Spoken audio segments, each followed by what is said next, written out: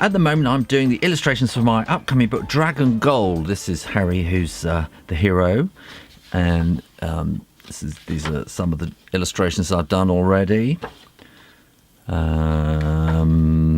we are. It's all set in Wales, and it involves dragons. Now, this is Harry's dressed up as a zombie, and this is his friend Ryan. This is Ryan's dad, who is kind of Harry's nemesis. And this is dressing up day at school. There's everybody arriving for school. And this is Ryan dressed up as the Angel of Death. But now I've got to the dragon pages. So I thought I'd show you, kind of how I work this.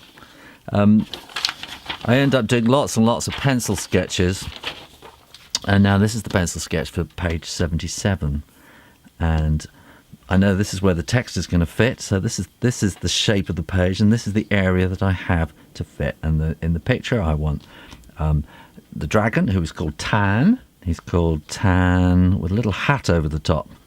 And Tan is the Welsh word for fire. So what I do now is get my light table and switch that on and put this over the top. I'm going to start inking.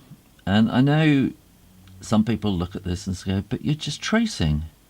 And if I was just tracing from someone else's photograph or something, then I would probably say the same thing. But I've spent hours designing this dragon, learning how to draw dragons. I spent a while planning how he's going to fit in this particular page. And I've just drawn a rough. And I need that rough there so that I know I can get him to fit exactly where I want him to on the page. And now I'm doing the finished drawing.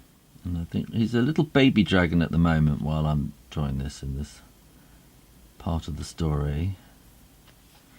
And so I don't want him to have great big vicious teeth or anything, because he's meant to be cute at this stage. Now I can see I'm not happy with the wings that I've drawn. I draw my roughs really quite quickly, and I spent a bit of time. I've done a video about dragon wings and kind of why I've decided to do them. I think I've done it about why I've decided to do it this way on this video. There, I've done a video about dragon wings while I was designing Tan. And I obviously kind of got carried away and forgot how I decided to do the wings when I was doing the rough here. And so I'm just thinking, there's various ways of doing dragon wings, and but I know this has to be a Welsh dragon, so I'm making sure that his wings work in the way they do on the Welsh flag. What's Welsh? Welsh viewers will go, what do you mean, what's Welsh? But I think many viewers all around the world. Well, Welsh is... right. The United Kingdom, where I live, is not just England. There is Scotland and Wales and Northern Ireland. And Wales is a country of its own, with its own language, and very much its own identity. In the west of the British, of the United Kingdom, of the mainland of Great Britain. It gets very complicated.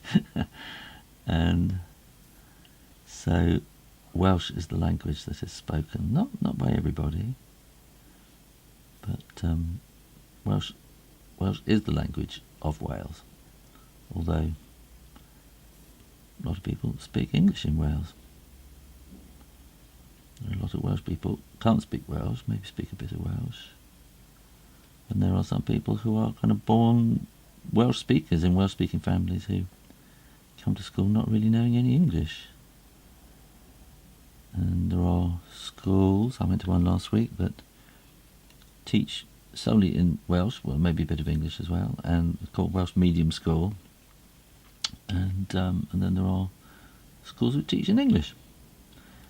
And I was asked to write this story set in Wales because recently there have been a lot of books written in Welsh, set in Wales, but there are a lot of kids who don't read Welsh very well, and so there's no books really set in Wales in English. So I was asked to write a book, and all these ideas that I've been having for a long, long time suddenly all popped out. And this is the book that I wrote. It was coming out in May, I think. Not long to go. So I better get this drawing finished. So now I'm going to tape this to a board. And while I'm taping it, I'm going to kind of stretch the paper out a bit, pull it tight, because I'm going to paint this with watercolor, and I don't want the paper going all ruckly. I want it nice and flat for when I scan it later. And this is going to be a black and white book, so I'm painting it just in this one tone here, which I get from there, which looks very black, but is in fact it's a tone called neutral tint, so it's not really black, it's kind of bluey, blacky grey. And I'm just going to start off with a little bit on there, and then kind of like that. Wash my brush out, and then just kind of wet the paper and let that sort of float in. And the same on this side, then a bit of kind of grey, like that. Then wet the brush and clean the brush and wet it, and then kind of let it just kind of sink in. In fact, I'm going to add a little bit more tone. So it's not colour, it's tone, isn't it? A little bit of white there as a kind of shiny edge, shiny leading edge. And every time you hear that ting, that's me washing my brush. And a lot of this is just instinctive, having, you know, done it for years and years and years, I suppose. And also, I kind of have an image of him in my head, so I know kind of what I'm doing, I suppose. I know what I want to achieve. Yeah, we need a little bit of shininess on there. And it's just building up the tone, trying things. I think sometimes you put it in and think, oh, that's too dark, and then as everything else builds up around it, you think, oh, it's not dark enough, so you have to add a little bit more as you go. A bit of shininess on the top there.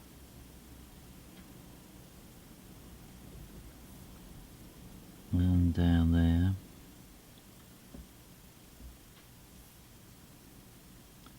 And on the cheeky bit there, and on the top of the nostrils.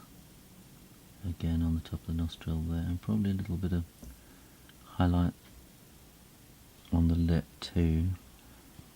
And then I can start dropping in some darker around those to lift them up a bit. The worm, it wants to be kind of quite translucent-ish, like worms are. You don't want it anything too dark, really. A bit darker in here to lift the kind of ear things up a bit, and then maybe a bit darker there to add some modelling to it. Not quite sure what these little pools are here. I think they I just drew them in. I think they're probably, are they blood, or is it kind of just worm goo? Oh, we got the little feet down underneath here as well. Like that. I think we're going to need some kind of shadow on the ground, just to place him on the ground. Kind of adds a bit of perspective to it. Maybe a bit under there as well. I want to do a little bit on the eye here, so I'm going to do very, very carefully there, and then leave a little bit there, wash out my brush, and then just let that fade so it gets a very glassy kind of effect. And then where that's gone over, I want to get rid of that. I'm kind of thinking in the back of my mind, how's it going to print? How's it going to look when it's scanned? So you don't want kind of too many levels of light and shade, because the scanner is only seeing, I don't know, whatever it is, 256 shades or something. So, and then just a few little sort of spots. I think I like that, a bit more darkness in there. And some kind of spots on the wings. There we are, that's definitely enough. Well, I hope you enjoyed that, and if you did, why not go and have a look at my playlist of how to draw dragons with lots of other how to draw dragon videos, or just have a go at the mystery drawing. Check out my website to see what I get up to there, and make sure you subscribe to the Shoo Rayner drawing channel on YouTube for new drawing videos every Monday and Friday, and the occasional ones like this that drop in on a Wednesday. In the meantime, you keep drawing. Practice, and I'll see you next time. You take care now. Bye bye.